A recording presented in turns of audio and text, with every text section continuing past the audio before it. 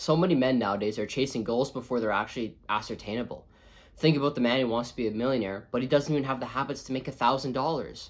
Or the man who's chasing a relationship, but he's not even ready for one. And this is why women don't oftentimes respect young men. They don't respect them because they're chasing something that they're not actually equipped for. They're not ready to handle, and they don't even have the skills necessary to be approved for one in a good and humble way. Howdy, my name is Nolan T. Painter, and in today's video, I want to teach you why women don't respect modern men and what we can do to become more respectable as young men so we can be prepared for a relationship. So first of all, why don't women respect us? Well, additionally to the disrespect comes with a plethora of problems with we present to them. It's not like just some disrespect that they hate us for being men. It's because we provide something and we don't even recognize it. And oftentimes what we're providing is negative to the whole experience as a whole. First of all, being needy. We're really needy as men. I mean, think about it. We're action-based. We're solution-based. We need to see the problem so we can get the solution. Women aren't really like this. Biologically, we crave substance so we can work around it. So often asking for reassurance or often wanting her approval. Now, this isn't bad, and a good woman will recognize it. She'll acknowledge that men are needy, and psychologically speaking, we require that to actually exist and learn and live. But the average chick isn't. And the average dude, while he is needy, he's not going to be worth the neediness. He's going to want reassurance, but what is he doing to actually deserve the reassurance? What is he doing to actually deserve the approval? You can't approve something that isn't worth approval. Additionally, because we're so needy and because we aren't feeling the right way, we have emotional instability, which is simply put, we react too quickly, our moods shift unresponsibly or irresponsibly, and we fold under pressure. I mean, women don't want a man who can fold under pressure. We should all understand that. But they also don't want a man who's going to shift his moods. I mean, I always say we shouldn't lead by emotions. We should lead by truth, which is a little different. I mean, first of all, leading by emotions is like saying when you're angry, you're going to react in an angry way. Or when you're too eager and happy, you're going to react too eagerly, which is also damaging.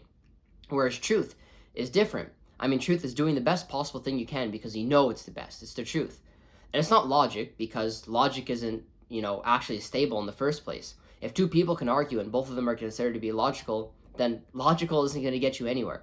You need truth, which is like a step higher or a step in the other direction. But most importantly, it's a step in the right direction. Additionally, as men, we have weak standards. I know it's easy to just go for the first person who cares about you, but you need equal standards to yourself. That doesn't mean being hard on yourself and then hard on your partner, but it means being hard on yourself and expecting your partner to follow through. If you go to the gym, you should probably want them to go to the gym. If you work hard in these specific areas, it's probably fair to want your partner to do so equally. But that also means equal standards and set standards for how you're going to treat each other and how others are going to treat you. So you're never going to tolerate disrespect, especially to your partner, and you're going to enforce your boundaries in a healthy way. That doesn't mean hurting her and saying you don't want this, but it means because you want the health of the relationship, you're going to avoid doing these certain things. Like keeping your purity until marriage. That's the most obvious one that people come to mind when they think of boundaries. Is the whole point of that is for the health of the relationship, right? So yes, it is extreme in some people's minds, but you can think of things that come to your mind simply out of the idea of waiting for the health of the relationship, right? Maybe not a first kiss on the first date, or maybe meeting your parents right away, or this and that. Just things to do to encourage health, right? And in health, we avoid conflict. So by having weak standards, we're going to encourage conflict. Additionally, I don't understand why people don't see this, but women don't want a nice man. They want a good man. Now, a good man is nice and respectable, but most importantly, he has balls and a spine. A nice man does not have a spine. Meaning if someone approaches your girl, he's just going to let it happen and go, oh, it's okay. I didn't want to be disrespectful. First of all, a woman's going to want you to be disrespectful to someone who approaches her and tries to be with her if she cares about you. And a woman's going to want you to protect her. And to protect, you need to be strict. I mean, just if you were to go religiously, God is protective, right? But he's also very strict, right? He's very clear. He's very honest. He's loving. He's very nice. But he's got a spine. He's got the greatest of all spines. So if you want to be a good man, you're going to need a spine. And without those standards that create the spine, you're not a respectable man, right? You can be walked over. And that might not be very clear to you. That might be like something you're struggling with because you're thinking, oh, I'm a nice person. I don't see the problem with this. But women will pick up on it. They're very detail-oriented, which means they're really good at picking up the little things that we struggle with, whereas men like seeing the big picture. And when you see the big picture, you oftentimes distract yourself from what you're actually doing and how you're acting. So Likewise, as a man needs to become more detail oriented to understand women, a good woman will actually want to become a bit broader in her perspective so she can understand a man. And when those two people meet, wow, it is surely beautiful, right? When a woman who understands men comes and when a man who understands women comes. But until you do that, you're not very respectable. So how do we become more respectable? Simply put, have self-control, right? Simply put, just control yourself. Don't lash out, don't be impulsively, right? And choose discipline. You got to be consistent, right? Consistency is necessity in a relationship. Because if you're not consistent, and here's the kicker, women can't foresee a future with you. And if they can't foresee a future with you, if you're not in the picture, you're out of here. You're useless. You don't exist. This is because while men look at the broader picture and they look at things they imagine, like they imagine the wife and the kids, women foresee those things. So they use the current present and they predict it using all the little things, and then they see, okay, well, where does this look like down the line? But if you're inconsistent, they can't predict you. So predictability is a good thing. And what happens when we're predictable? We're stable. We have stability. Our energy is predictable. We're grounded. We're safe. If she's freaking out from who knows what, right? God knows what, then we're able to comfort her because we're not freaking out too. I mean, if we're losing it, then she'll see the situation is clearly bad. And this is because men naturally lead. That's not because, oh, we're leaders and they submit to us, but it's because women follow what is around their environment, because women follow to what is a safe environment. So if a safe environment is acting a certain way, or if they believe a safe environment is acting a certain way, then they're going to act accordingly. So if you're a good man and you show her you're safe, and through time you show you're a good leader, she will naturally submit to you voluntarily. So many men want to use their authority to force that, but that's not how it works, right? You need to be authoritative and show your authority is healthy, right? And she will voluntarily submit to you. You can't be authoritative and force something that's not even ready yet. And that's why we see men who don't have respect, because they're clearly not ready for it. They're not showing that they're good leaders, and then they're forcing something that people don't even understand. So instability, we have a backbone. I talked about this earlier. You just need to stand on our values. We can't fold under pressure. And if we can't stand in our values, how can we stand for a partner, right? A woman's not going to want a man who doesn't have a backbone. They're going to say, oh, we want the nice guy, we want this and that, but those aren't women you want to hang out with.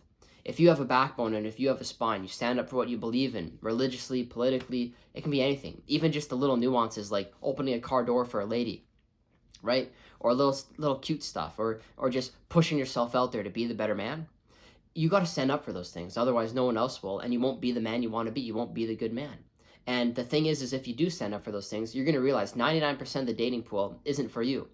If you want to be religious, there goes 99% of the ladies, right? And I'm talking really good religious, right? If you want to be healthy, well, there goes 99% of the female population. If you want to be strict and honest with yourself, and if you want to actually understand the opposite sex, then there goes 99% of the dating population.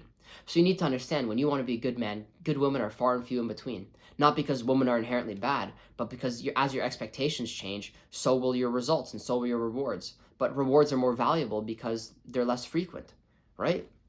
So this good woman that we all want is going to be out there for us, but in the time that we're searching for her, we might as well become good men. And as good men, we find purpose, right? We want to move in a direction. Purpose is something we can find in tandem with a lady. I mean, the purpose can be your lady, but it also should be something else. That doesn't take the value of the lady down beneath your purpose, and they're certainly not interchangeable, but it's important that a man has a lady and a purpose. Because when you're upset and you've had a long day, you don't want to come to your lady like that. So you go to your purpose.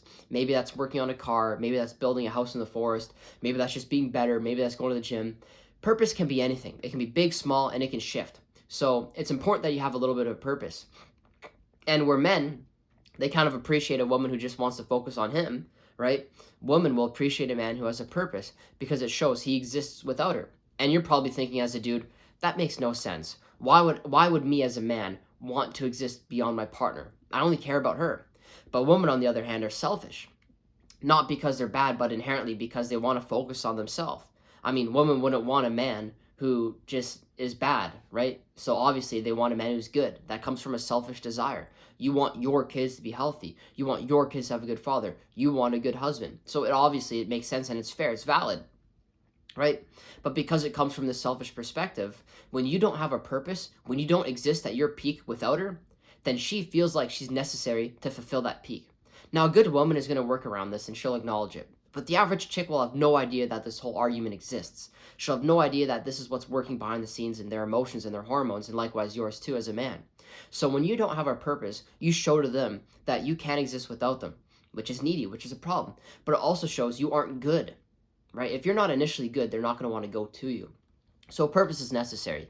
That doesn't mean you got to grasp at everything, but it means you have to find something that's worth sacrificing for, and then put the woman above that. Right? And then, of course, emotional leadership. I talked about all these things, but you need to lead emotionally. You need to be the man who sits down and makes moments. Women will do anything for the moment. Like, seriously, they'll shut you down or they'll lift you up because they want the moment. Like, they live and die by the moment. Why? Because women want to feel chosen. Men like being reassured, but women want to feel safe and chosen. And in the moments, whether it's you're laying with her or with your family or eating with her or just hanging out in the same room, a moment with a woman shows she's chosen. It makes her feel appreciated, makes her feel seen. And it's almost weird, but like she'll shut you down or she'll bring you closer just to maintain the moment, just subconsciously because she wants to be in the moment. She loves the moment because it makes her feel special. So if you don't have if you don't have emotional integrity or emotional leadership or emotional intelligence, you can't seek what these moments look like, and you won't be able to identify them, and as a result, you'll ruin them. Not because you're a bad man, but because you won't be able to tell what a moment looks like. So as an emotional leader, you need to feel how she feels and then choose to feel the way you should. So if she's crying, you got to really empathize with that and feel it, right? Be aware of it, and then bring her back to the moment by showing it's okay. You are the solution. So many men don't realize that. They think that they have to bring the solution. But the truth is, the man, from the woman's perspective, is the solution. A woman goes to you knowing you can already solve a problem, so you don't need to justify it. Likewise, a man does the opposite. A man goes to you to see if you can solve the problem. So men see men as solution givers, but women see men as the solution. So just be the solution and have peace knowing that you solve the problem by existing. And this is simply done. You can do these things by just being less disrespectful and being more honest with yourself, right? Having more care towards your body or your discipline or your finances and showing that you can take care of yourself.